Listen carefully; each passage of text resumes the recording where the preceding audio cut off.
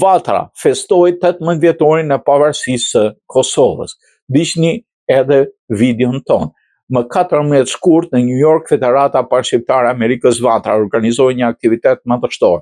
Me rastin e 18 vjetorit pavarësisë, Republika e Kosovës duke bashkuar aktivistëve shkrimtar dhe përfaqësues komunitetit shqiptaro-amerikan, kryetari i Vatrës, Elmi Berisha, e cilësoi këtë ditë si simbol të triumfit të lirisë dhe drejtësisë, duke uruar institucionet e reja të Kosovës dhe duke shprehur besimin se ato do të forcojnë shtetin ligjor, stabilitetin demokratik dhe rrugën euroatlantike të vendit.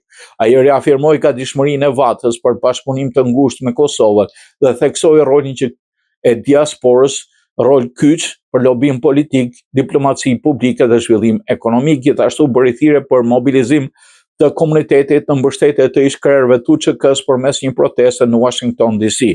Konsulli i Kosovës në New York, Bleri Mreka, nënvizoi rrugtimin e vështirë historik të Kosovës dhe arritet e saj si shtet demokratik pro-amerikan në Ballkan. Kandidati për asamblen e shtetit New York, Shpëtim Qoraj, foli për sakrificat e luftës UÇK-s dhe kërkoi mbështetje për integrimin e Kosovës në NATO. Ndërsa ushtrari i Lirisë, Shpend Gojça, diskutoi mbi gjykatën speciale dhe bëri thirrje për angazhim të diasporës për një proces të drejtë në Hagë.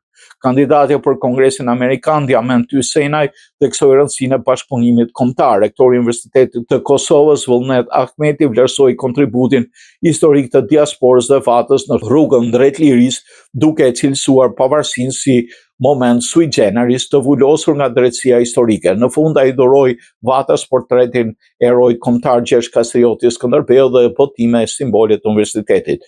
Aktiviteti u mbyll me një drekë festive në restorant Çakor, si shenjë nderimi për çlirimtarët dhe kontributin historik të komunitetit shqiptaro-amerikan.